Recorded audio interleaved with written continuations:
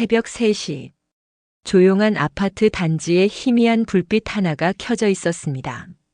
한 남자가 휴대폰 화면을 응시하고 있었습니다. 세탁이 완료되었습니다. 세탁이 완료되었습니다. 끝도 없이 이어지는 알림들. 그의 손가락이 화면을 스크롤할 때마다 더 많은 기록이 나타났습니다. 한 달, 2달, 3달. 그는 천천히 숫자를 세기 시작했습니다. 219개. 3달 동안 새벽마다 울린 세탁기 알림. 모든 사람이 잠든 새벽 빨래를 돌리고 말리고 개고 다시 빨래를 돌리는 사람. 그 사람은 바로 그의 어머니였습니다. 하지만 왜? 대체 누가 무슨 이유로 60이 넘은 노인에게 새벽마다 빨래를 시킨 걸까요? 이 놀라운 반전의 전체 이야기가 궁금하시다면 구독 버튼을 눌러주세요. 평범해 보이는 사람들의 숨겨진 이야기를 매일 전해드립니다. 알림 설정까지 해두시면 여러분이 모르고 지나쳤을 진실들을 놓치지 않으실 수 있습니다. 모든 건 3달 전부터 시작되었습니다. 그러니까 그가 오랜만에 어머니를 만난 그날부터였습니다. 어머니 많이 오셨어요? 역 앞 카페. 약속 시간보다 10분 일찍 도착한 그는 창가 자리에 앉아 있었습니다. 야구 모자는 여전히 눌러쓴 채였지만 마스크는 턱에 내려놓은 상태였습니다. 응, 이제 막 왔어. 어머니가 문을 열고 들어왔습니다.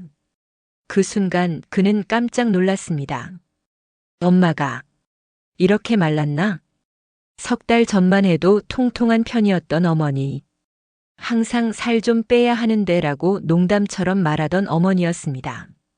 그런 어머니가 지금은 옷이 헐렁하게 느껴질 정도로 여위어 있었습니다.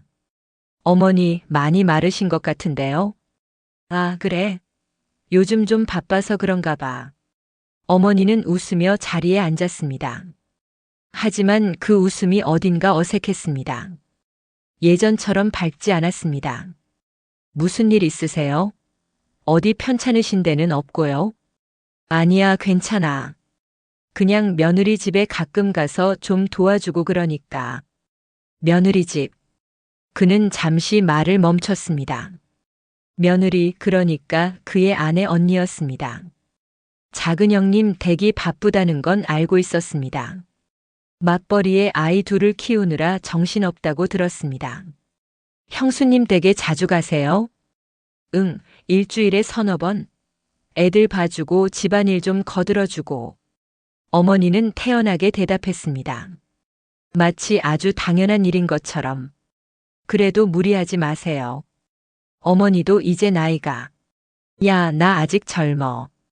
60 넘었다고 늙은이 취급하지 마. 어머니가 손을 휘저었습니다.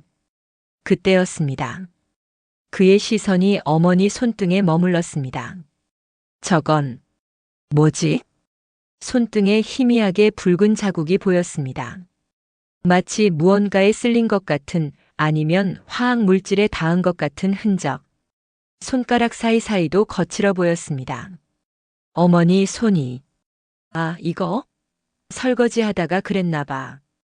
별거 아니야. 어머니는 재빨리 손을 무릎 위로 내렸습니다. 별거 아니라고 했지만 그의 눈엔 그렇게 보이지 않았습니다. 어머니의 손은 예전보다 훨씬 거칠고 상처투성이었습니다. 요즘 힘드시죠? 아니, 괜찮아. 집에서 혼자 있는 것보다 애들 보는 게 더 좋더라. 손주들 얼굴도 보고. 어머니는 계속 괜찮다고 말했습니다. 하지만 그는 알 수 있었습니다. 어머니가 거짓말을 하고 있다는 걸. 어머니의 눈빛이 예전과 달랐습니다. 무언가 숨기고 있는 사람의 눈빛. 말하고 싶지만 말할 수 없는 사람의 눈빛이었습니다. 커피 드릴까요? 아니면 따뜻한 차? 아메리카노 한 잔만. 알겠습니다. 그는 자리에서 일어나 카운터로 향했습니다. 주문을 하고 기다리는 동안 그는 계속 어머니를 힐끗힐끗 쳐다봤습니다. 창가에 앉아 밖을 바라보는 어머니. 그 옆모습이 너무 쓸쓸해 보였습니다. 몇 달 만에 본 어머니는 체중만 줄어든 게 아니었습니다. 뭔가 전체적으로 기운이 빠져 보였습니다. 어깨가 축 처져 있고 등도 전보다 더 굽은 것 같았습니다. 뭔가 이상해. 그는 본능적으로 느꼈습니다. 하지만 뭐가 이상한지는 정확히 알 수 없었습니다. 그저 어머니가 예전 같지 않다는 느낌, 무언가 잘못되고 있다는 느낌뿐이었습니다. 여기요. 커피를 들고 돌아온 그는 어머니 앞에 아메리카노를 놓았습니다. 고맙다. 어머니가 컵을 들어 올렸습니다. 그때 또다시 그의 눈에 들어온 건 어머니의 손목이었습니다. 긴팔 옷 소매 사이로 살짝 보이는 손목. 거기에 파스가 붙어 있었습니다. 어머니 손목도 다치셨어요? 이것도 별거 아니야. 좀 삐끗했나 봐. 어머니는 황급히 소매를 내렸습니다. 병원은 다녀오셨어요? 이 정도로 병원을 가긴. 괜찮아. 또 괜찮다는 대답이었습니다. 그는 더 이상 묻지 않았습니다. 어머니가 불편해하는 게 보였으니까요. 하지만 마음속으론 걱정이 점점 커져만 갔습니다. 손등 자국, 손목 파스, 급격한 체중 감소. 이게 단순히 며느리 집 일을 도와주는 정도로 생기는 일일까요? 요즘 형수님 댁에서 주로 뭐 도와주세요? 뭐 청소하고 빨래하고 애들 밥 챙겨주고. 그런 거지 뭐. 힘드시면 좀 쉬세요. 형수님한테 제가 말씀드릴게요. 아니야. 어머니의 목소리가 갑자기 커졌습니다. 괜히 그러지 마. 나는 괜찮으니까. 며느리한테 부담 주지 마. 하지만. 됐어. 내 일이니까 내가 알아서 할게. 어머니의 말투가 단호했습니다. 그는 더 이상 말을 이을 수 없었습니다. 그날 만남은 그렇게 끝났습니다. 헤어지면서 어머니는 다음에 또 보자며 손을 흔들었습니다.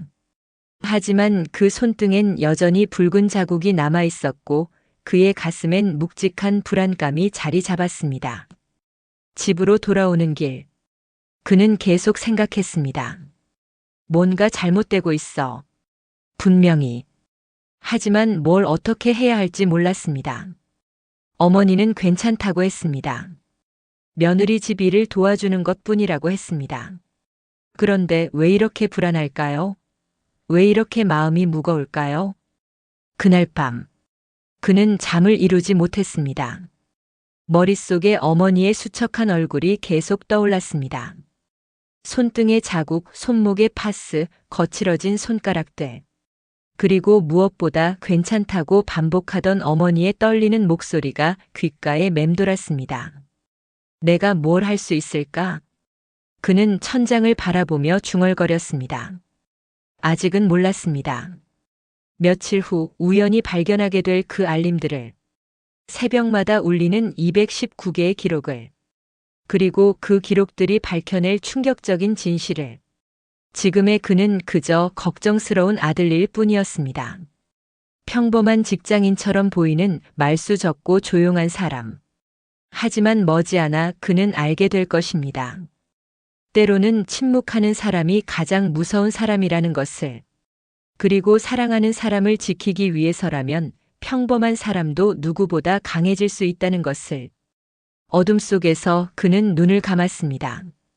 내일은 또 어떤 하루가 될까요? 그는 아직 몰랐습니다. 이 불안감이 곧 확신으로 바뀔 거라는 것을. 그리고 그 확신이 그를 움직이게 만들 거라는 것을. 일주일이 흘렀습니다. 그는 어머니와의 만남 이후 계속 불안했습니다. 일을 하면서도 밥을 먹으면서도 자려고 누워서도 어머니 생각이 떠올랐습니다. 괜찮을까? 하지만 전화를 걸 수는 없었습니다. 어머니가 괜찮다고 했으니까요. 괜히 전화해서 걱정시키고 싶지 않았습니다. 그렇게 며칠을 보내던 어느 날이었습니다. 어머니한테서 연락 왔어요? 그가 아내에게 물었습니까? 아니다. 응? 아니, 왜? 아니, 그냥. 요즘 어떻게 지내시나 해서요. 언니 집 가서 도와주신다고 하시던데? 언니가 되게 고마워하더라. 아내는 설거지를 하면서 대답했습니다. 형수님이 뭐래요? 엄마가 정말 큰 도움이 된대. 애들도 잘 봐주시고 집안일도 척척 해주시고. 그래요. 그는 더 이상 묻지 않았습니다. 모두가 괜찮다고 했습니다. 어머니도 형수님도 아내도. 그런데 왜 그는 계속 불편할까요? 내가 예민한 건가? 혹시 자기만 쓸데없이 걱정하는 건 아닐까? 어머니는 정말 괜찮은데 자기가 오버하는 건 아닐까? 그런 생각을 하며 이틀을 더 보냈습니다. 그리고 열흘째 되던 날, 어머니에게서 문자가 왔습니다. 다음 주에 시간 되니? 밥 한번 먹자. 짧은 문자였습니다. 그는 즉시 답장을 보냈습니다. 네, 언제든지 좋아요. 어디서 뵐까요? 지난번 그 카페. 목요일 오후 2시. 알겠습니다. 그때 뵙겠습니다. 목요일 오후. 그는 약속 시간 20분 전에 카페에 도착했습니다. 지난번과 같은 창가 자리에 앉아서 어머니를 기다렸습니다. 2시 정각. 어머니가 문을 열고 들어왔습니다. 어머니. 그가 손을 들어 인사했습니다. 어머니가 그쪽으로 걸어왔습니다. 하지만 걸음걸이가 지난번보다 느렸습니다. 마치 다리에 힘이 없는 것처럼. 앉으세요. 응. 어머니가 자리에 앉았습니다. 그 순간 그는 충격을 받았습니다. 열흘 사이에 어머니가 더 말랐습니다. 지난번에도 수척했지만 오늘은 더 심했습니다. 뺨이 푹 꺼져 있고 눈 밑에 다크서클이 짙었습니다. 어머니, 많이 피곤해 보이세요. 그래? 요즘 좀 잠을 못 잤나 봐. 왜요? 어디 편찮으세요? 아니, 그냥. 나이 들어서 그런가 봐. 잠이 안 와. 어머니는 웃으려 했지만 그 웃음은 금방 사라졌습니다. 커피 드릴까요? 응, 아메리카노. 그가 자리에서 일어나려는데 어머니가 가방에서 뭔가를 꺼냈습니다. 휴대폰이었습니다. 잠깐만. 어머니가 휴대폰을 테이블 위에 놓았습니다. 화면을 켜려다가 손이 미끄러져 휴대폰이 바닥으로 떨어졌습니다. 아이고. 제가 줍겠습니다. 그가 재빨리 몸을 숙여 휴대폰을 주었습니다. 그때였습니다. 휴대폰 화면이 켜진 상태로 떨어졌는데 거기에 알림이 하나 떠 있었습니다. 세탁이 완료되었습니다. 오전 3시 45분. 그는 순간 멈칫했습니다. 오전 3시 45분? 새벽 3시에 세탁이 끝났다고요? 어머니 여기요. 그는 태연한 척하며 휴대폰을 건넸습니다. 고맙다.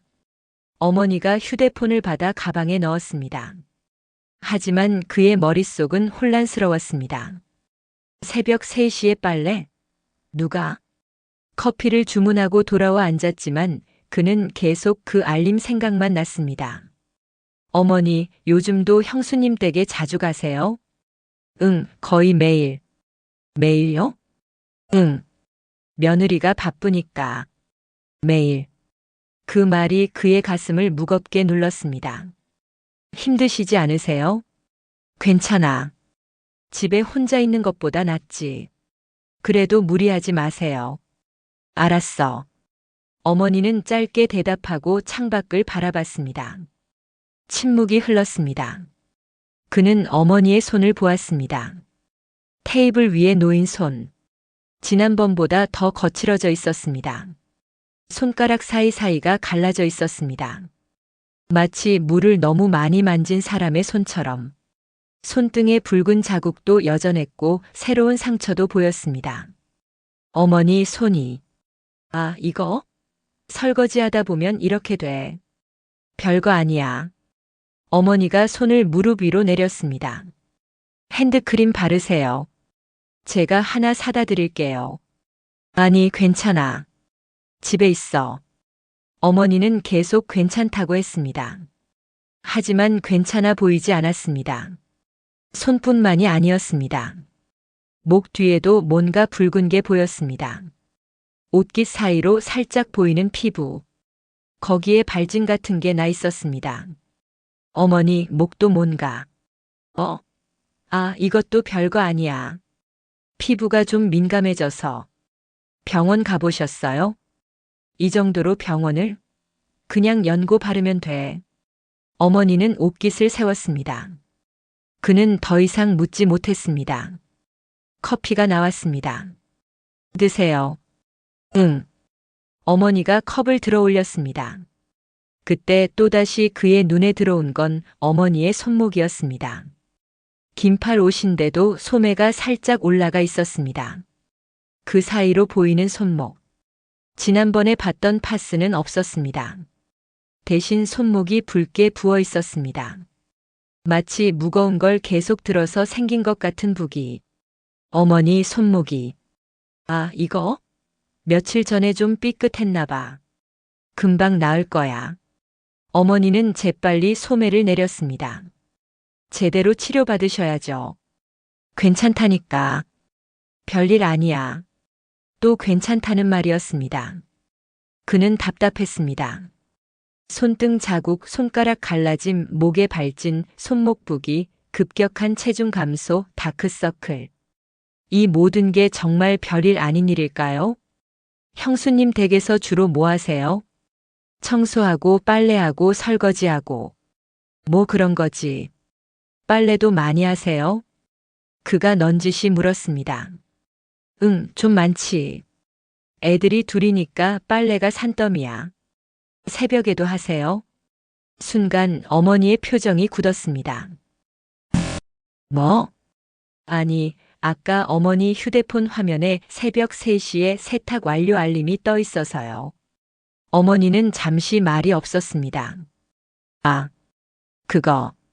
왜 새벽에 빨래를 해요? 그게. 낮에는 다른 할 일이 많으니까. 밤에 하는 게 편하더라고. 새벽 3시에요? 응. 밤에 빨래 돌려놓고 자면 아침에 말리면 되니까. 어머니의 대답은 논리적이었습니다. 하지만 뭔가 이상했습니다. 새벽 3시에 빨래를 돌린다? 그럼 그 시간에 깨어 있다는 건가요? 아니면 일부러 알람을 맞춰서 일어나는 건가요? 매일 그렇게 하세요? 아니, 가끔. 가끔이라고 했지만 어머니의 목소리는 확신이 없었습니다. 그는 더 묻고 싶었습니다. 하지만 어머니가 불편해하는 게 느껴졌습니다. 형수님이 부탁하세요? 아니, 내가 알아서 하는 거야. 며느리는 바쁘니까. 그래도 어머니 건강이 우선이잖아요. 나는 괜찮아. 걱정하지 마. 어머니의 목소리가 단호했습니다. 더 이상 대화가 이어지지 않았습니다. 어색한 침묵 속에서 둘은 커피를 마셨습니다. 30분쯤 지났을까? 어머니가 먼저 일어났습니다. 나는 이만 가볼게. 벌써요? 좀 더 계세요. 아니, 며느리 집에 가야 돼. 애들 학교 끝나는 시간이야. 제가 바래다 드릴게요. 괜찮아. 버스 타고 갈게. 어머니는 가방을 들었습니다. 그때 가방에서 뭔가 떨어졌습니다.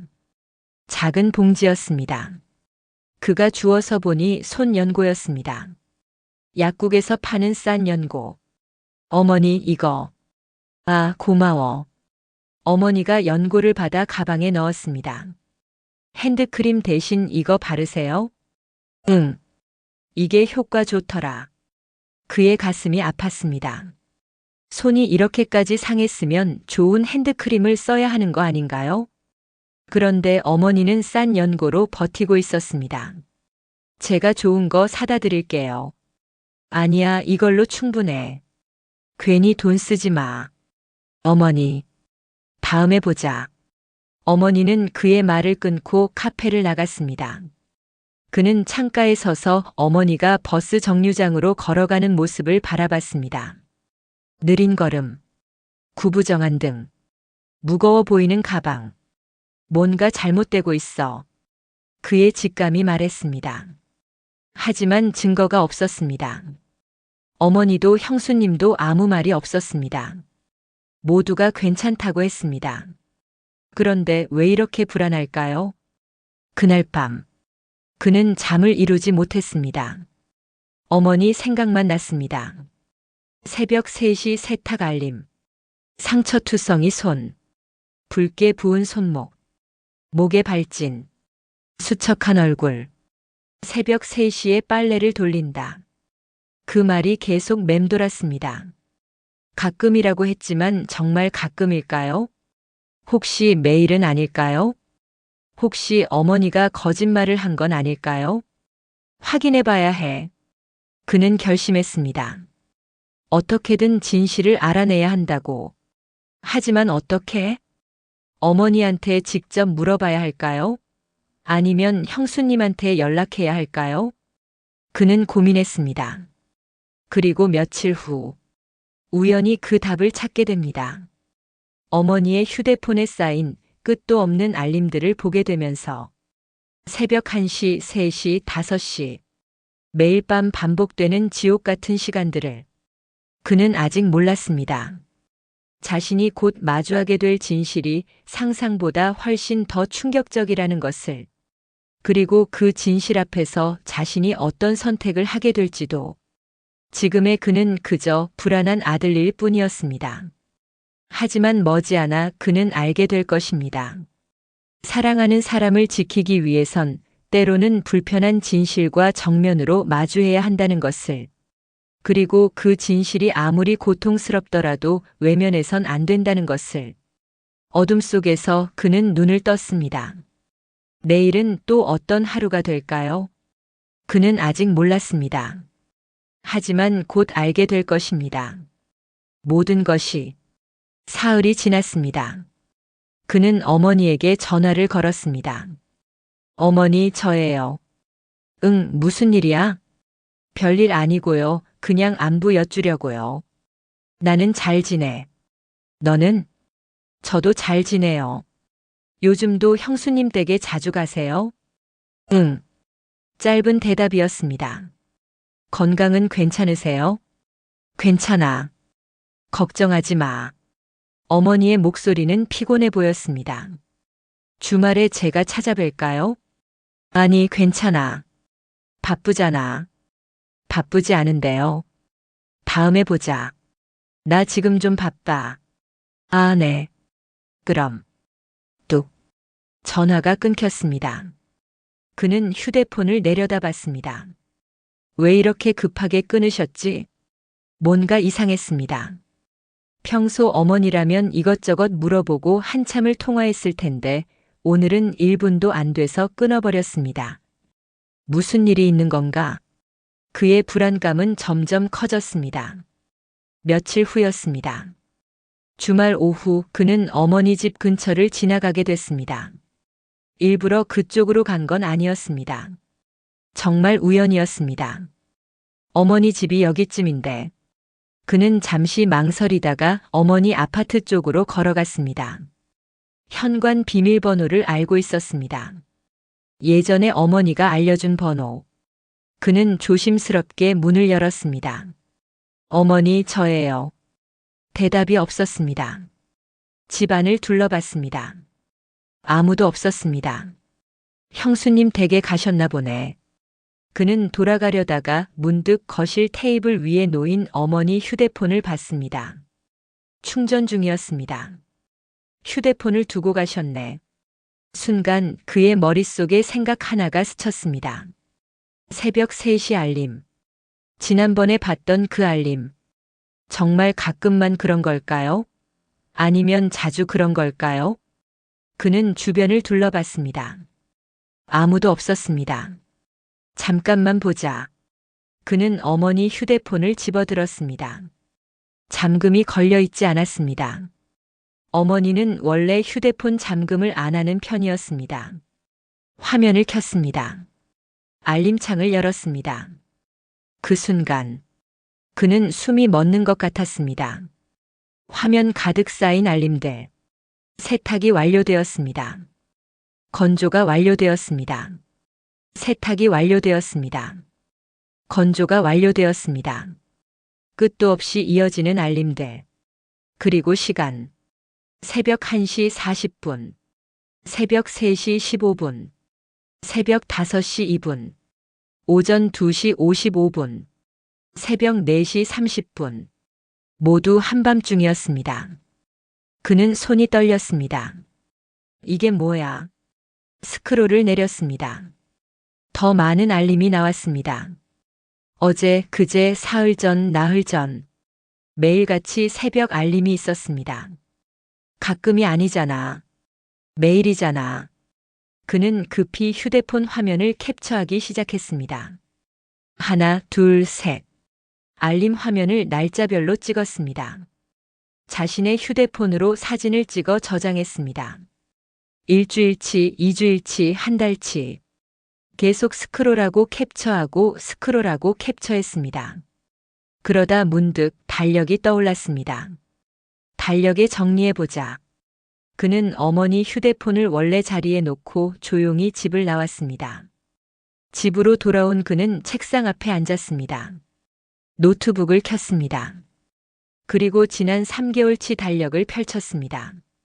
자신의 휴대폰에 저장한 캡처 사진들을 하나하나 확인하며 달력에 표시하기 시작했습니다. 7월 1일, 새벽 2시, 4시. 7월 2일, 새벽 1시, 3시, 5시. 7월 3일, 새벽 3시, 5시. 7월 4일, 새벽 2시, 4시, 6시. 빨간 펜으로 하나하나 표시했습니다. 10분이 지나고 20분이 지나고 30분이 지났습니다. 그의 손은 멈추지 않았습니다. 7월이 끝나고 8월이 시작됐습니다. 달력이 빨간 표시로 가득 채워졌습니다. 8월이 끝나고 9월이 시작됐습니다. 9월 1일, 새벽 1시, 3시, 5시. 손이 아팠습니다. 하지만 그는 멈추지 않았습니다. 1시간이 지났습니다. 마침내 모든 표시가 끝났습니다. 그는 달력을 바라봤습니다. 3개월치 달력이 빨간 펜 자국으로 뒤덮여 있었습니다. 그는 천천히 숫자를 세기 시작했습니다. 하나, 둘, 셋, 넷. 10, 20, 30. 50, 100, 150. 200, 210. 219개. 그의 목소리가 떨렸습니다. 3개월 동안 219번의 새벽 세탁. 하루도 빠짐없이 매일 밤 누군가는 세탁기를 돌렸습니다. 아니, 돌려야 했습니다. 그리고 그 누군가는 어머니였습니다. 매일 밤, 매일.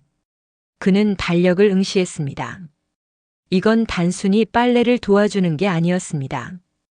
이건 학대였습니다. 예순이 넘은 노인에게 매일 밤 잠도 안 재우고 새벽마다 일을 시키는 것. 그의 주먹이 쥐어졌습니다. 분노가 치밀어 올랐습니다. 하지만 그는 참았습니다. 지금 당장 형수님한테 전화할까? 아니, 그러면 안 됩니다. 감정적으로 대응하면 오히려 일이 꼬일 수 있습니다. 증거를 더 모아야 해. 그는 냉정하게 생각했습니다. 알림 기록만으로는 부족합니다. 어머니의 상태를 기록해야 합니다. 손사진, 몸무게 변화, 모든 걸 기록해야 합니다. 그는 노트를 꺼내 적기 시작했습니다. 7월 초 어머니 체중 약 70kg. 9월 말 어머니 체중 약 63kg. 7kg 감소. 손등 상처 세제 자국으로 추정. 손가락 갈라짐, 물에 오래 노출된 흔적. 손목 붉게 부음, 무거운 물건 반복 운반 추정. 목 피부 발진 원인 불명. 수면 부족 다크서클, 피로한 표정. 하나하나 적어 내려갔습니다. 적고 나니 더 명확해졌습니다. 이건 우연이 아닙니다. 이건 패턴입니다. 체계적인 착취입니다. 이제 어떻게 해야 하지? 그는 고민했습니다. 어머니한테 직접 물어봐야 할까요? 아니면 형수님한테 먼저 얘기해야 할까요? 아니면 다른 가족들한테 알려야 할까요? 그는 머리를 감싸 쥐었습니다. 이건 단순한 가족 문제가 아니었습니다. 이건 범죄였습니다. 노인 학대. 그 단어가 머릿속에 떠올랐습니다. 신고해야 하나? 하지만 신고하면 가족이 깨집니다. 형수님은 범죄자가 되고 형은 어떻게 될까요? 조카들은? 하지만 어머니는 매일 밤 고통받고 있습니다. 잠도 못 자고 손은 망가지고 몸은 말라가고 그는 결정을 내려야 했습니다. 가족의 평화를 지킬 것인가? 아니면 어머니를 지킬 것인가? 그날 밤 그는 잠을 이루지 못했습니다. 달력을 펼쳐놓고 빨간 표시들을 바라봤습니다. 하나하나가 어머니의 고통이었습니다.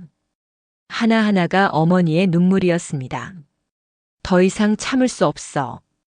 그는 결심했습니다. 며칠 안에 직접 확인하겠다고. 어머니가 정말 그 시간에 일하는지 직접 보겠다고. 그리고 만약 사실이라면 그때는 망설이지 않겠다고. 무슨 일이 있어도 어머니를 구해내겠다고. 화면 속 달력을 다시 봤습니다. 빨간 펜으로 가득 찬 석 달. 이건 단순한 기록이 아니었습니다. 이건 증거였습니다. 어머니를 구할 수 있는 유일한 증거. 그는 파일을 저장했습니다. 모든 걸 날짜별로 정리하고 백업했습니다. 언젠가 이 파일들이 필요할 날이 올 것입니다. 그날을 위해 그는 준비했습니다. 조용히 차분하게 하지만 확실하게. 그는 아직 몰랐습니다. 며칠 후 자신이 직접 목격하게 될 충격적인 장면을. 새벽 3시 형수님 집 앞에서. 그리고 그 장면이 자신을 어떻게 변화시킬지도. 평범한 아들에서 어머니를 지키는 전사로. 조용하지만 강한, 침착하지만 단호한 사람으로. 지금의 그는 그저 증거를 모으는 사람일 뿐이었습니다. 하지만 머지않아 그는 알게 될 것입니다. 때로는 기록이 무기가 된다는 것을. 그리고 그 무기로 사랑하는 사람을 지킬 수 있다는 것을. 달력을 접으며 그는 중얼거렸습니다. 조금만 기다려, 엄마. 곧 끝낼게. 어둠 속에서 그의 눈빛이 빛났습니다. 이제 시작입니다. 이틀이 지났습니다. 그는 계획을 세웠습니다. 어머니가 정말 새벽에 일을 하는지 직접 확인하기로 했습니다. 형수님 집 주소는 알고 있었습니다. 명절 때 한두 번 가본 적이 있었으니까요. 그는 달력을 다시 펼쳤습니다. 최근 일주일간의 알림 시간을 확인했습니다. 매일 새벽 3시에서 4시 사이. 패턴이 보였습니다. 대부분 새벽 3시 전후로 세탁이 끝났습니다. 내일 새벽에 가보자. 그는 결심했습니다. 다음 날. 그는 새벽 2시에 일어났습니다. 알람 소리에 눈을 뜬 그는 조용히 옷을 입었습니다. 검은 야구모자, 마스크, 회색 작업복. 아내는 깊이 잠들어 있었습니다. 그는 조심스럽게 현관문을 열고 나갔습니다. 차를 몰고 형수님 집이 있는 아파트 단지로 향했습니다. 새벽 2시 30분. 도착했습니다. 아파트 단지 입구 근처에 차를 세웠습니다. 형수님 집이 보이는 위치였습니다. 그는 차 안에서 기다렸습니다. 시간이 천천히 흘렀습니다. 거리는 조용했습니다. 아무도 없었습니다. 가로등만 희미하게 빛나고 있었습니다. 그때였습니다. 형수님 집 현관에 불이 켜졌습니다. 그는 몸을 앞으로 숙였습니다. 문이 열렸습니다. 누군가 나왔습니다. 엄마. 그의 입에서 신음 같은 소리가 새어나왔습니다.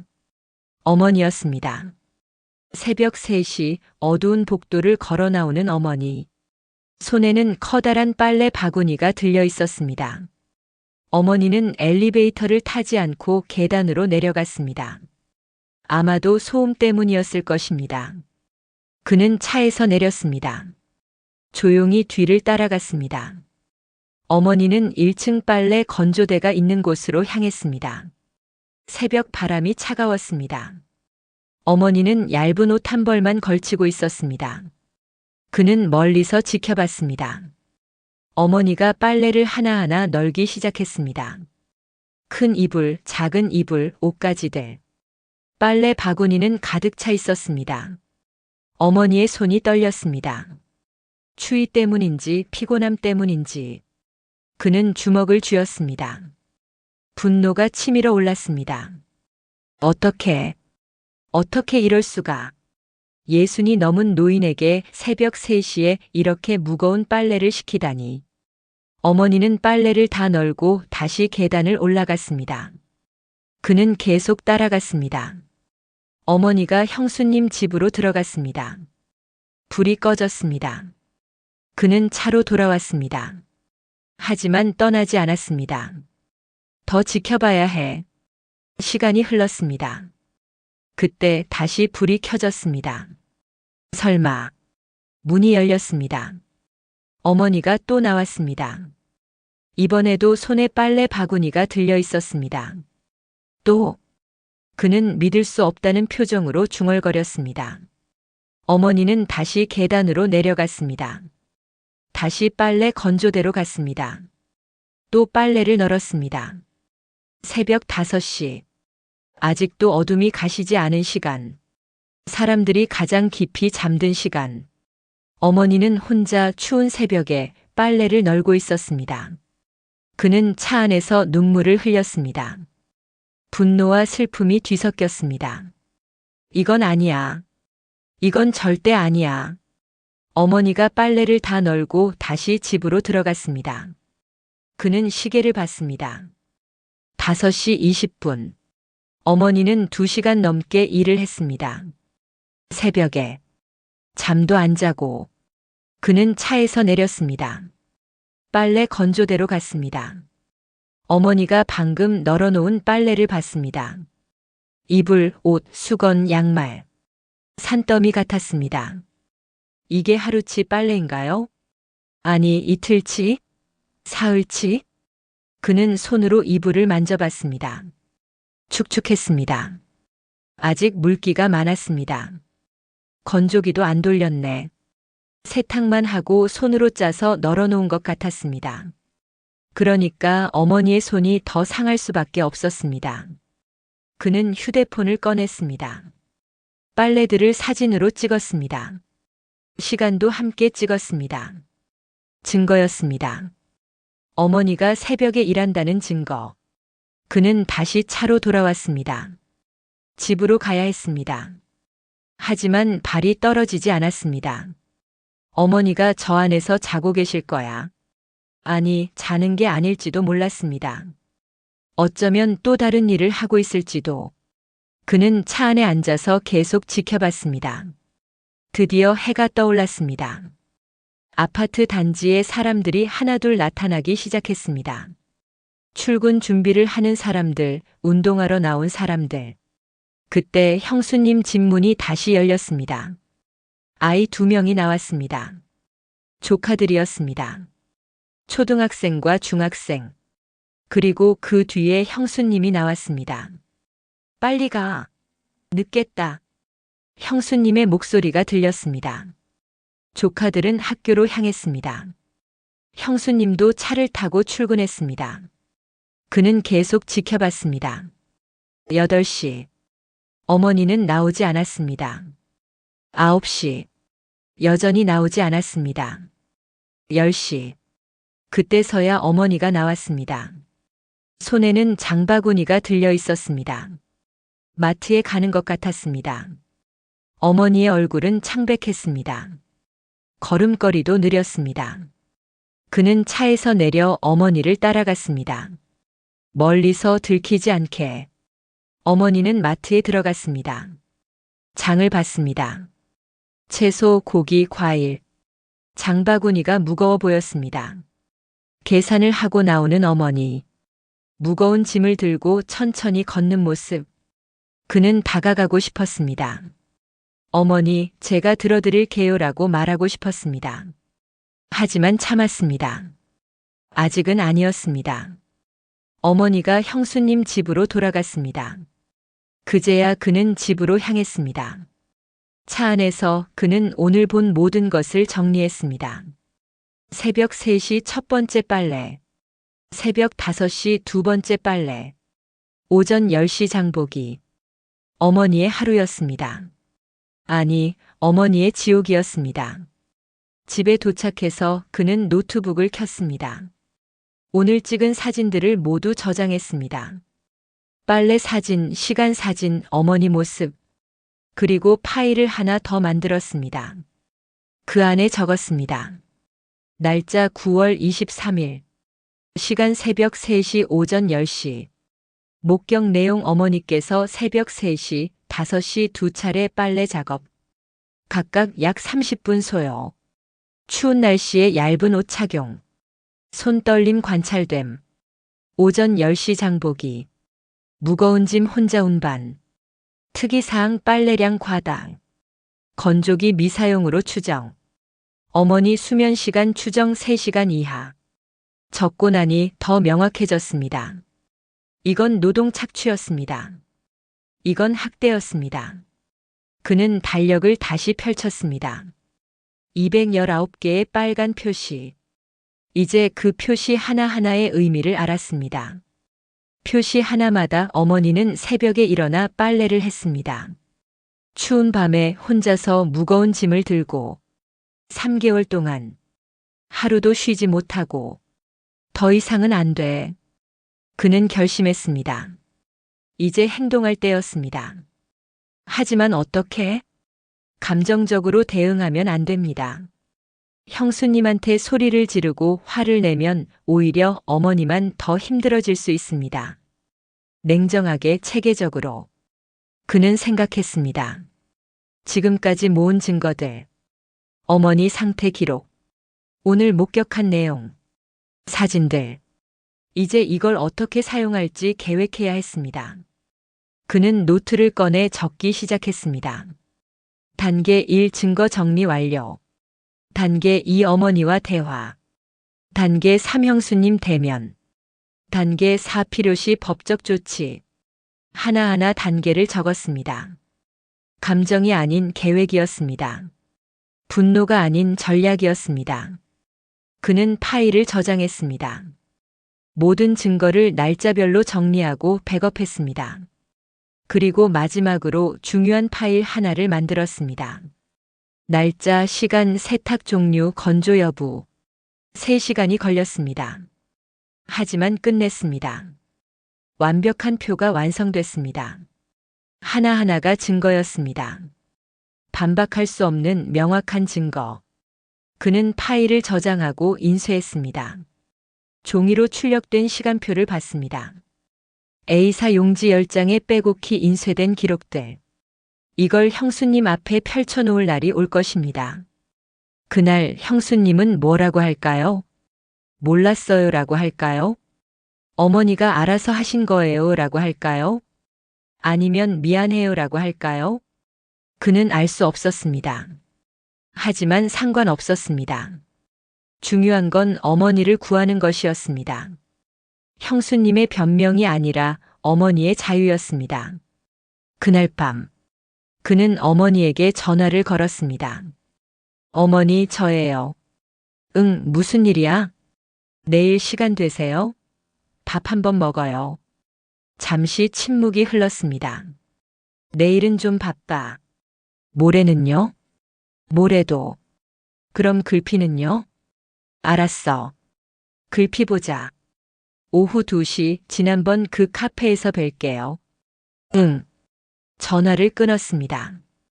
그는 달력에 표시했습니다. 이틀 후 어머니와 대화. 이제 시작입니다. 어머니를 구하기 위한 첫걸음. 그는 아직 몰랐습니다. 이틀 후 어머니 앞에 이 모든 증거를 펼쳐놓았을 때 어떤 일이 벌어질지, 그리고 그 대화가 모든 것을 바꿔놓을 거라는 것도. 하지만 그는 준비됐습니다.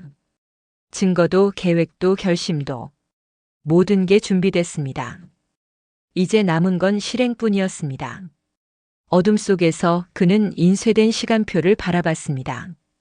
219줄의 기록. 219번의 고통. 이제 끝낼 거야, 엄마. 그의 목소리는 낮았지만 단호했습니다. 조용했지만 강했습니다. 내일이면 알게 될 것입니다. 평범해 보이는 사람이 때로는 가장 무서운 사람이라는 것을. 이틀이 흘렀습니다. 약속한 날이 왔습니다. 그는 오후 1시 30분에 카페에 도착했습니다. 검은 야구모자 마스크는 여전했습니다. 하지만 오늘은 회색 작업복 대신 깔끔한 셔츠를 입었습니다. 가방 안에는 인쇄된 서류 뭉치가 들어 있었습니다.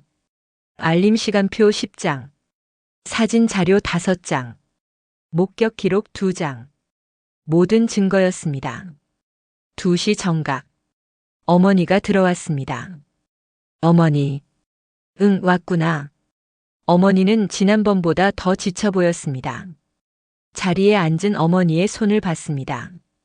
반창고가 붙어 있었습니다. 어머니 손 다치셨어요? 아, 이거? 칼에 살짝 베었어. 별거 아니야. 그는 아무 말도 하지 않았습니다. 커피 드릴게요. 응. 그가 자리에서 일어나려는데 어머니가 말했습니다. 너 무슨 일 있니? 예. 표정이 안 좋아. 무슨 걱정 있어? 어머니는 아들을 걱정했습니다. 정작 자신은 매일 밤 고통받으면서도 아들을 걱정했습니다. 그의 가슴이 먹먹해졌습니다. 아니에요. 괜찮아요. 정말? 네. 커피 가져올게요. 커피를 주문하고 돌아와서 그는 가방을 열었습니다. 어머니, 보여드릴 게 있어요. 뭔데? 그는 서류 뭉치를 꺼내 테이블 위에 펼쳤습니다. 빼곡히 인쇄된 표. 날짜, 시간, 세탁 완료, 건조 완료. 어머니의 얼굴이 굳었습니다. 이게 뭐니? 어머니 휴대폰에 온 알림 기록이에요. 그는 조용히 말했습니다. 세탁기에서 온 알림. 지난 3개월 동안 온 모든 알림을 정리했어요. 어머니는 말이 없었습니다. 그가 하나하나 읽기 시작했습니다. 그만. 어머니의 목소리가 떨렸습니다.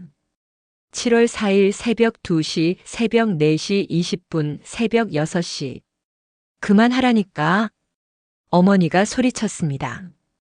주변 사람들이 쳐다봤습니다. 어머니는 고개를 숙였습니다. 미안해. 저야말로 미안해요, 어머니. 그는 다음 장을 넘겼습니다. 제발. 어머니가 손으로 얼굴을 가렸습니다. 총 219번이에요, 어머니. 그의 목소리는 낮았지만 또렷했습니다. 3개월 동안 하루도 빠짐없이 새벽마다. 어머니는 울고 있었습니다. 어떻게 알았니? 일주일 전에 어머니 집에 갔었어요. 어머니 휴대폰을 봤죠. 그래서 이렇게 정리를? 네. 침묵이 흘렀습니다. 사실 저는요. 그가 입을 열었습니다. 예전에 가전 수리점을 운영했어요. 어머니가 고개를 들었습니다. 뭐? 몇 년 전까지 세탁기, 냉장고, 에어컨 같은 거 고치는 일을 했어요. 어머니는 처음 듣는 얘기였습니다. 그래서 세탁기 알림이 어떻게 작동하는지 잘 알아요. 이 알림들은 세탁이 끝났을 때만 와요. 누군가 세탁기를 직접 돌렸다는 뜻이죠. 그는 다음 서류를 꺼냈습니다. 사진들이었습니다. 이건 사흘 전 새벽 3시에 찍은 사진이에요. 형수님 집 앞 사진, 빨래 건조대 사진, 빨래가 가득 널린 사진. 제가 직접 봤어요. 어머니가 새벽 3시에 빨래 바구니를 들고 나오는 걸. 추운 새벽에 혼자서.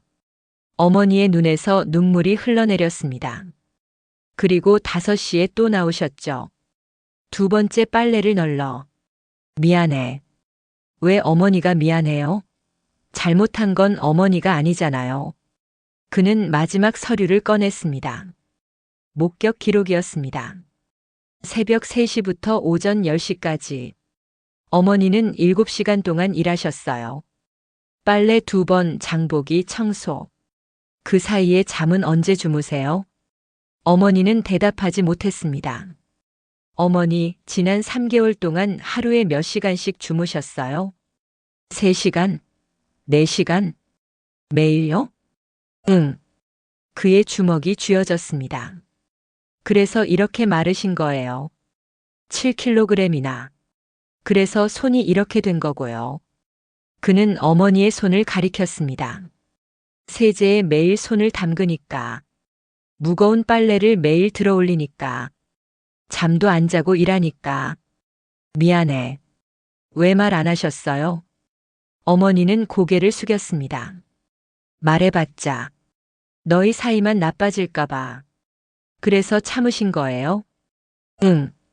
3개월 동안 어머니는 울기만 했습니다. 그는 숨을 깊이 들이쉬었습니다. 어머니, 오늘부터 형수님 댁에 가지 마세요. 하지만 제가 형수님한테 얘기할게요. 안 돼. 어머니가 손을 휘저었습니다. 괜히 문제 만들지 마. 나는 괜찮아. 괜찮지 않으세요?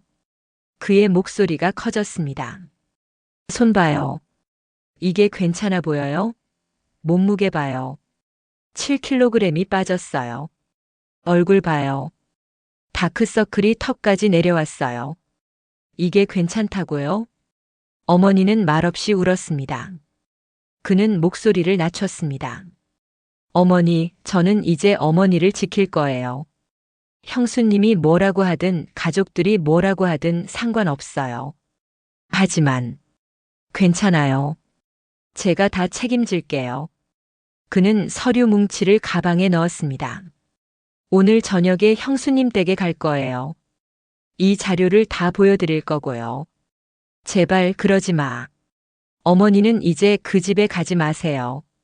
약속해 주세요. 어머니는 한참을 망설이다가 고개를 끄덕였습니다. 알았어. 감사합니다. 그날 저녁, 그는 형수님 집 앞에 섰습니다. 가방 안에는 모든 증거가 들어 있었습니다. 알림 시간표, 사진, 목격 기록. 그리고 한 가지 더. 노인 보호 전문 기관 연락처. 필요하면 바로 신고할 생각이었습니다. 초인종을 눌렀습니다. 문이 열렸습니다. 도련님?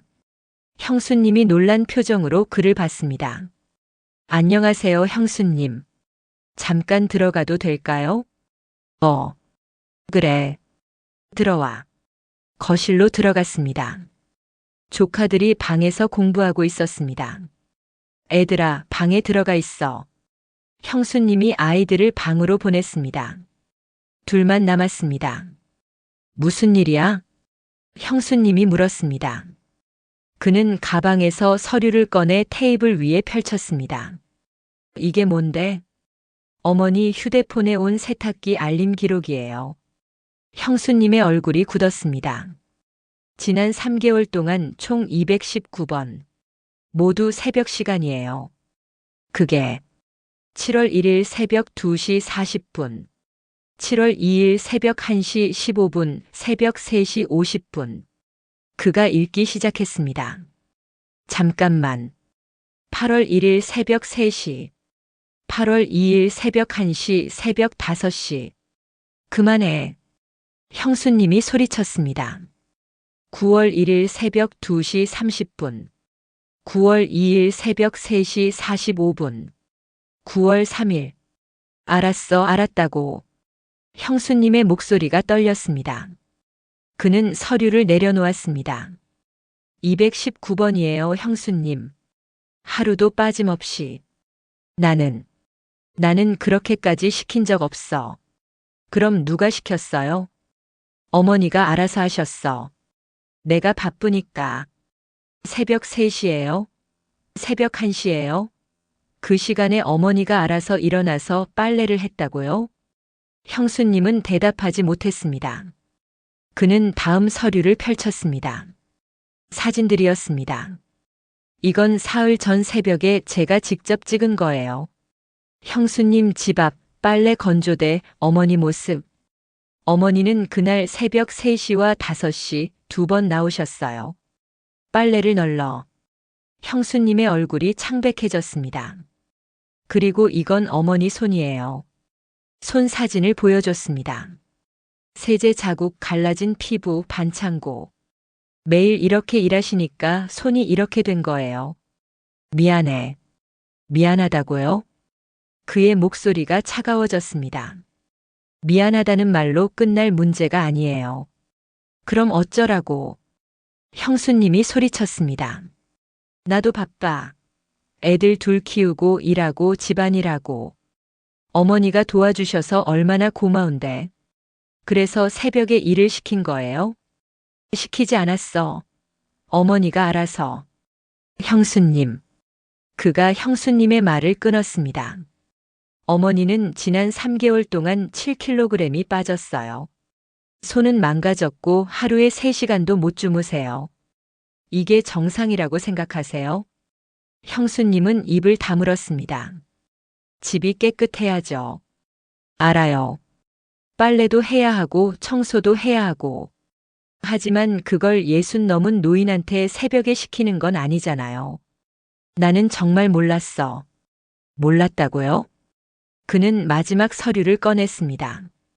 노인 보호 전문 기관 안내문이었습니다. 이건 노인 학대 신고 안내예요.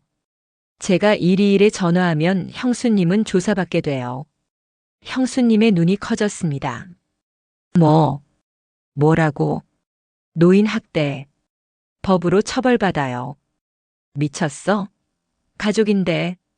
가족이라고 학대가 정당화되는 건 아니에요. 그는 냉정하게 말했습니다. 오늘부터 어머니는 여기 오지 않으세요. 만약 형수님이 어머니한테 연락하거나 다시 일을 시키면 저는 바로 신고할 거예요. 제발. 이건 협박이 아니에요. 경고예요. 그는 서류를 다시 가방에 넣었습니다. 어머니는 제가 모실 거예요. 형수님 집안일은 형수님이 알아서 하세요. 아니면 가사도우미를 고용하시든지. 너 지금 하실 말씀 있으세요? 형수님은 입을 다물었습니다. 그는 일어섰습니다. 그럼 이만 가보겠습니다. 문을 향해 걸어가는데 형수님이 말했습니다. 정말 미안해. 그는 돌아보지 않았습니다. 어머니한테 하세요. 저한테 하지 말고. 문을 열고 나왔습니다. 복도에 섰을 때 그는 비로소 숨을 내쉬었습니다. 떨리는 손, 뛰는 심장. 하지만 해냈습니다. 어머니를 지켜냈습니다. 집으로 돌아오는 길. 그는 어머니에게 전화를 걸었습니다. 어머니, 저예요. 끝났어요. 뭐가? 형수님한테 다 얘기했어요. 이제 그 집에 가지 않으셔도 돼요. 어머니는 한참 동안 말이 없었습니다. 고맙다. 당연한 거예요. 이제 푹 쉬세요. 응. 너도. 전화를 끊었습니다. 그는 차를 세우고 한참을 앉아 있었습니다. 가슴이 두근거렸습니다. 하지만 후회는 없었습니다. 옳은 일을 했으니까요. 어머니를 지켰으니까요. 그것은 단순한 숫자가 아니었습니다. 그것은 어머니를 구한 증거였습니다. 그리고 앞으로도 그는 이 증거를 지킬 것입니다. 언제든 필요하면 사용할 수 있도록. 어머니를 위해. 밤하늘을 올려다보며 그는 중얼거렸습니다. 이제 편히 주무세요, 엄마. 이틀이 지났습니다. 그는 어머니 집에서 머물고 있었습니다. 형수님 댁에 가지 않게 된 어머니는 집에서 쉬고 계셨습니다. 하지만 여전히 불안해 보였습니다. 괜찮을까? 며느리가 화났을 텐데. 괜찮아요, 어머니. 걱정 마세요. 하지만 그도 알고 있었습니다. 이건 끝이 아니라는 것을. 형수님이 그냥 포기할 리 없었습니다. 그날 밤, 어머니 휴대폰이 울렸습니다. 형수님이었습니다. 받지 마세요. 그가 말했습니다. 하지만 제가 받을게요.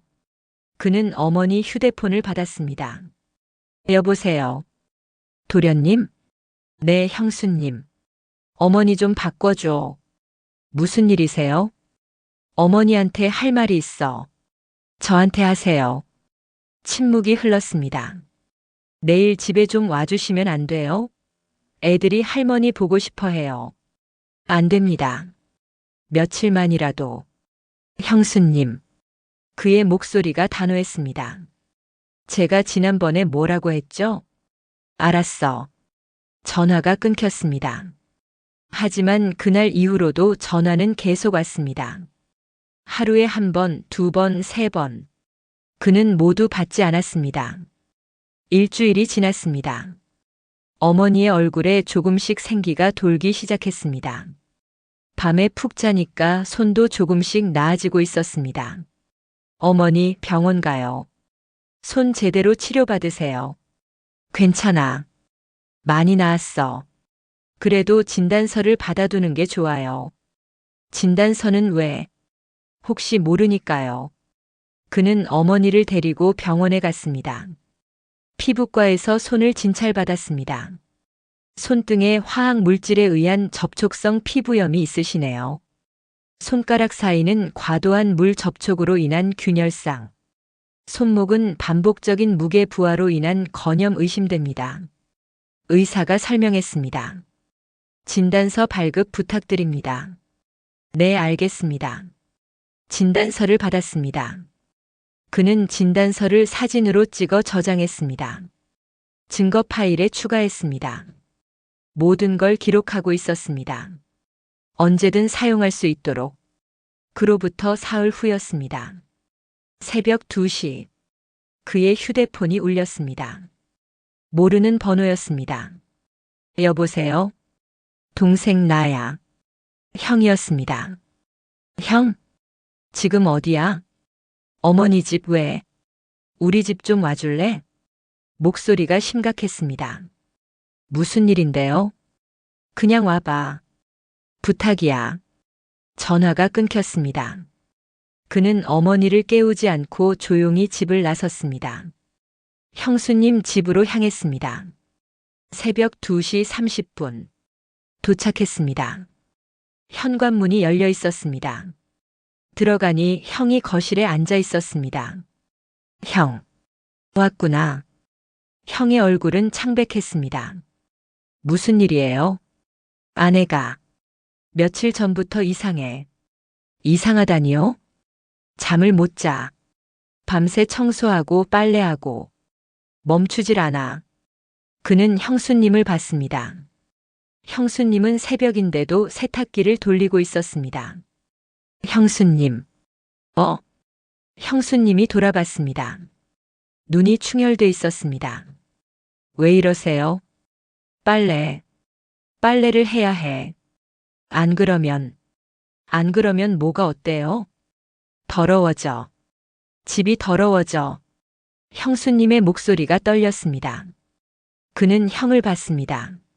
며칠 전부터 이래요. 어머니가 안 오시니까 자기가 다 해야 한다면서. 형이 한숨을 쉬었습니다. 동생 미안한데 어머니 좀 다시. 안 됩니다. 그가 단호하게 말했습니다. 하지만 형, 어머니가 3개월 동안 어떻게 지내셨는지 알아? 알아.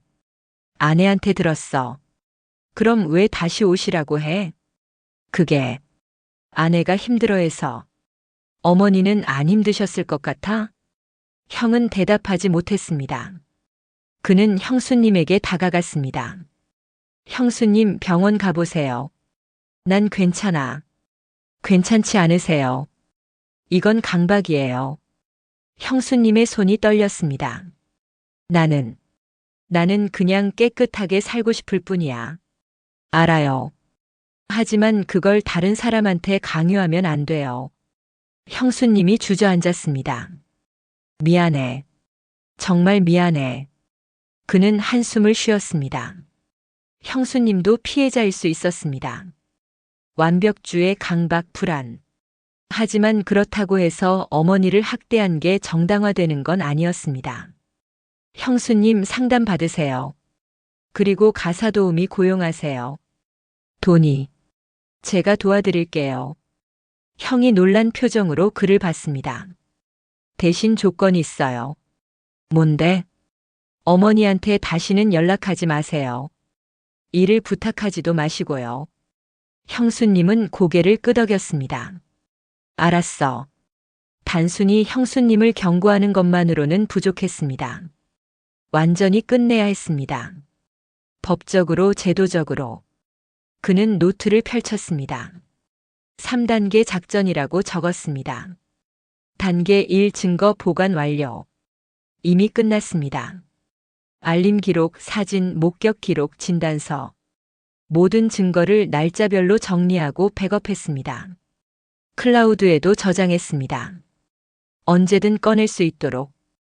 단계 2.1.2.1 신고 및 노인 보호 전문 기관 연결. 다음 날 그는 121에 전화를 걸었습니다. 노인 학대 신고하려고 합니다. 네, 말씀하세요. 그는 모든 상황을 설명했습니다. 3개월간의 새벽 노동, 219번의 알림, 어머니의 상태. 증거 자료가 있으신가요? 네, 알림 기록, 사진, 진단서 모두 있습니다. 그럼 노인 보호 전문 기관으로 연결해 드리겠습니다. 노인 보호 전문 기관 상담사와 통화했습니다. 증거 자료를 이메일로 보내주시겠어요? 네, 지금 보내드릴게요.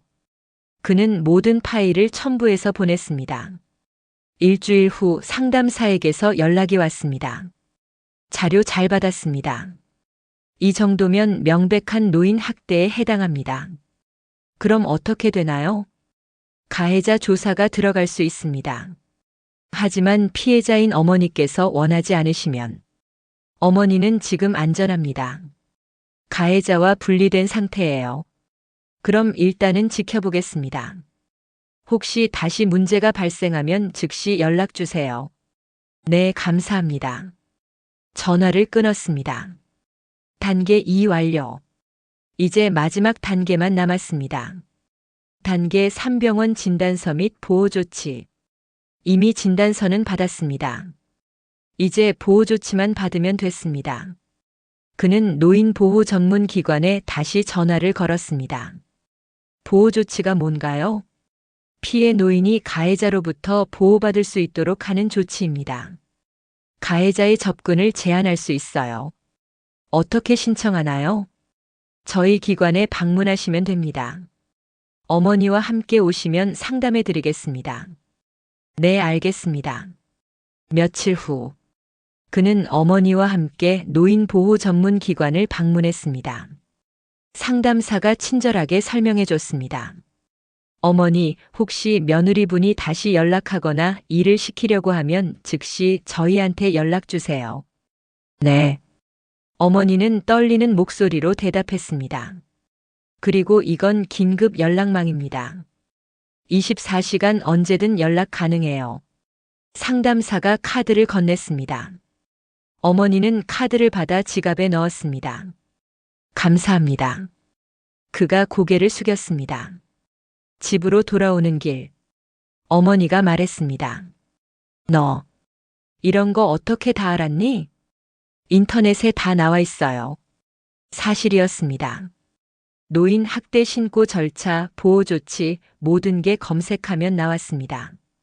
하지만 아는 것과 실행하는 건 달랐습니다. 대부분의 사람들은 알아도 실행하지 못했습니다. 감정 때문에, 가족 때문에, 두려움 때문에. 하지만 그는 달랐습니다. 감정을 제어하고 절차를 따르고 두려움을 무시했습니다. 왜냐하면 어머니를 지켜야 했으니까요. 고맙다, 아들. 어머니가 그의 손을 잡았습니다. 당연한 거예요. 그날 밤, 그는 노트를 펼쳤습니다. 3단계 작전. 단계 1 증거 보관 마이너스 완료. 단계 2.1.2.1 신고 및 노인 보호 전문 기관 연결 완료. 단계 3 병원 진단서 및 보호 조치 완료. 모든 단계가 끝났습니다. 이제 어머니는 안전했습니다. 법적으로, 제도적으로. 하지만 그는 알고 있었습니다. 이게 완전한 끝은 아니라는 것을. 형수님의 사과, 형의 고민, 조카들의 혼란. 아직 해결해야 할 것들이 많았습니다. 하지만 적어도 한 가지는 확실했습니다. 어머니는 이제 다시는 새벽 3시에 일어나 빨래를 하지 않아도 된다는 것. 219번의 지옥이 끝났다는 것. 그는 창밖을 바라봤습니다. 밤하늘에 별이 빛나고 있었습니다. 이제 시작이야. 그가 중얼거렸습니다. 진짜 치유는 지금부터였습니다. 어머니의 마음을 치유하는 것, 가족 관계를 회복하는 것, 그리고 모두에게 교훈을 남기는 것. 사랑한다는 이유로 누군가를 희생시키는 건 사랑이 아니라는 것. 가족이라는 이유로 학대를 정당화할 수 없다는 것. 때로는 기록과 절차가 사람을 구한다는 것. 그는 노트를 덮었습니다. 내일은 또 어떤 하루가 될까요? 그는 몰랐습니다. 하지만 준비돼 있었습니다. 어떤 일이 벌어지든 어머니를 지킬 준비가. 그리고 그것만으로 충분했습니다. 한 달이 지났습니다. 어머니는 많이 좋아졌습니다. 체중도 조금씩 늘고 손도 거의 다 나았습니다. 하지만 여전히 밤에 잠을 설칠 때가 있었습니다. 엄마, 왜 안 주무세요? 꿈을 꿨어. 며느리가 전화해서 오라고 하는 꿈. 어머니는 여전히 두려워하고 있었습니다. 괜찮아요. 이제 안 가셔도 돼요. 그래도 미안해. 가족 사이를 틀어지게 해서. 그 말에 그는 가슴이 아팠습니다. 어머니는 여전히 자신을 탓하고 있었습니다.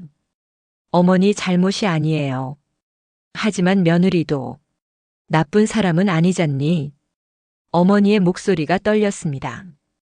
그날 밤 그는 생각했습니다. 형수님은 왜 그랬을까? 단순히 나쁜 사람이라서?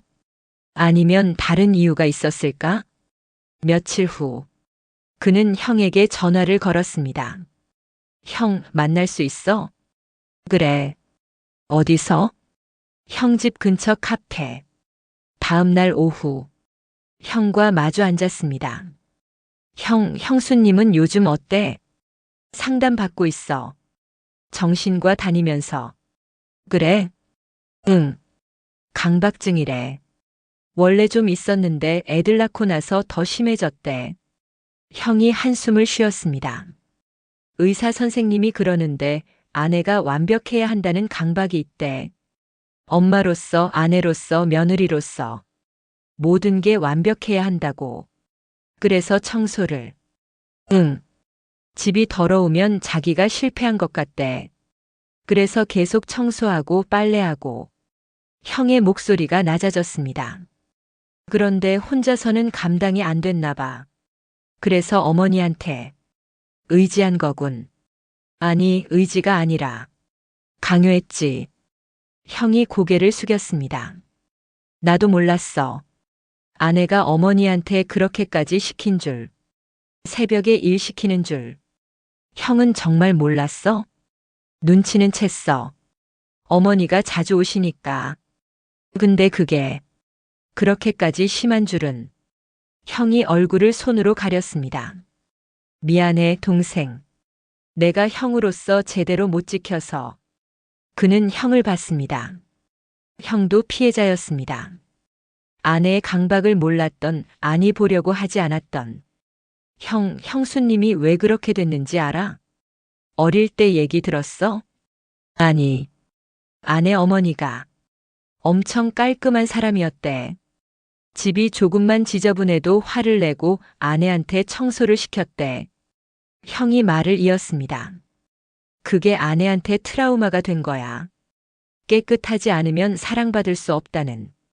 그래서 자기 아이들한테도.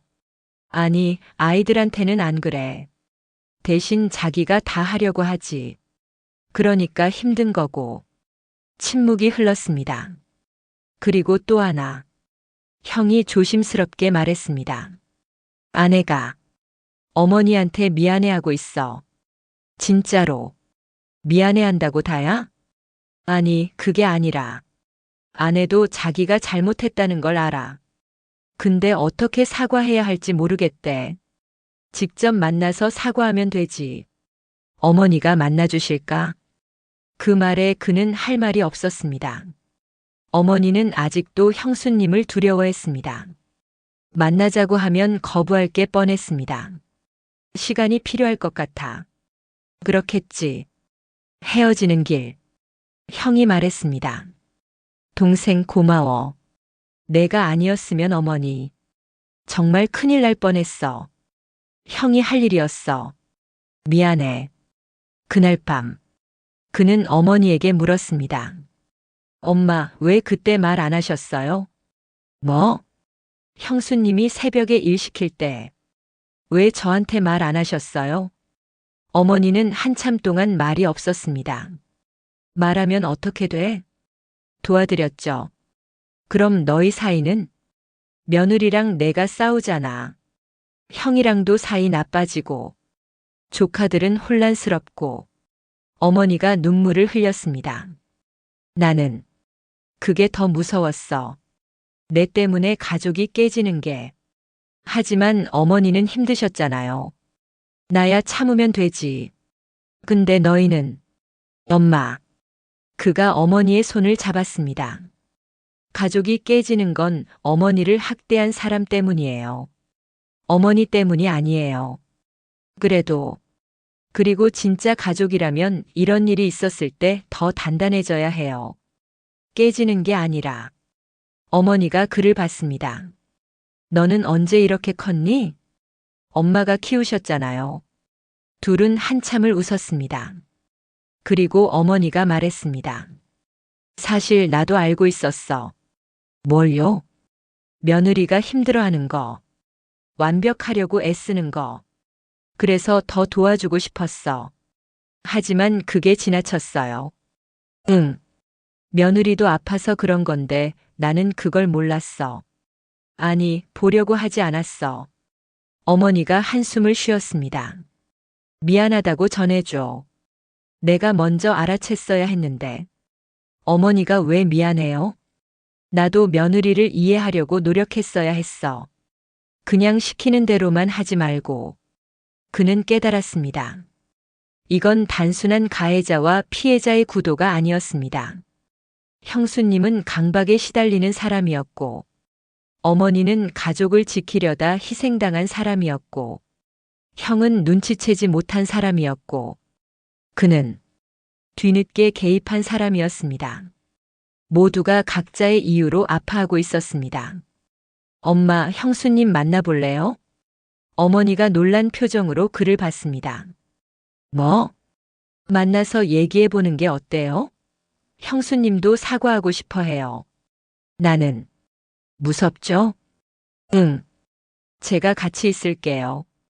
괜찮아요. 어머니는 한참을 고민하다가 고개를 끄덕였습니다. 알았어. 한번 만나볼게. 일주일 후. 중립적인 장소 조용한 카페에서 만남이 성사됐습니다. 어머니, 형수님, 형, 그리고 넷이 마주 앉았습니다. 형수님의 얼굴은 창백했습니다. 어머니, 응, 정말 죄송합니다. 형수님이 고개를 숙였습니다. 저도 아팠어요. 그게 변명이 되는 건 아니지만 저는 완벽해야 한다는 강박이 있었어요. 집도 아이들도 모든 게 완벽해야 했어요. 눈물이 흘러내렸습니다. 그런데 혼자서는 감당이 안 됐어요. 일도 하고 애들도 키우고 너무 힘들었어요. 그래서 어머니한테 의지했어요. 아니, 의지가 아니라 강요했죠. 어머니가 힘들어 하시는 걸 알면서도 계속. 형수님이 얼굴을 손으로 가렸습니다. 새벽에 일 시킨 것도 빨래 너무 많이 시킨 것도 다 제 잘못이에요. 어머니를 사람이 아니라 도구처럼 대했어요. 어머니는 말없이 듣고 있었습니다. 이제는 상담받고 있어요. 가사 도우미도 고용했고요. 이제 어머니한테 절대 부탁 안 할게요. 다시는. 어머니가 입을 열었습니다. 너도 힘들었구나. 어머니, 나는 괜찮아. 이제 다 나았으니까. 어머니가 형수님의 손을 잡았습니다. 대신 약속해. 다시는 이러지 말자. 힘들면 말하고 도움 요청하고. 혼자 다 짊어지지 말고. 네. 감사합니다. 정말 감사합니다. 형수님이 울었습니다. 그는 그 모습을 조용히 지켜봤습니다. 용서였습니다. 쉽지 않은 하지만 필요한 용서. 하지만 그는 알고 있었습니다. 용서가 망각을 뜻하는 건 아니라는 것을. 언제든 다시 필요하면 꺼낼 수 있도록. 왜냐하면 용서는 신뢰와 다르니까요. 신뢰는 시간을 두고 다시 쌓아야 하는 것이니까요. 그날 이후 형수님은 정기적으로 상담을 받았습니다. 가사도우미가 일주일에 3번 왔습니다. 어머니는 가끔 형네 집에 가서 조카들만 봤습니다. 청소나 빨래는 하지 않았습니다. 그리고 그는 계속 지켜봤습니다. 어머니의 휴대폰에 새벽 알림이 뜨는지, 어머니의 손이 다시 상하는지, 어머니의 체중이 줄어드는지. 다행히 모든 게 괜찮았습니다. 2달이 지났습니다. 어머니는 완전히 회복했습니다.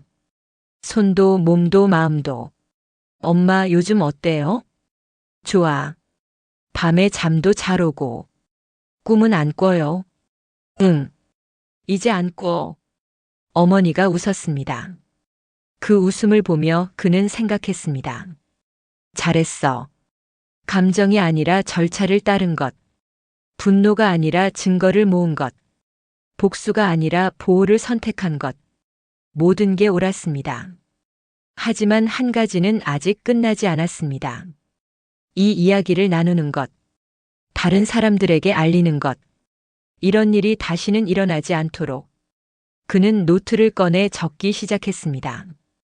그 기록이 담고 있는 교훈들을. 가족이라도 학대는 학대다.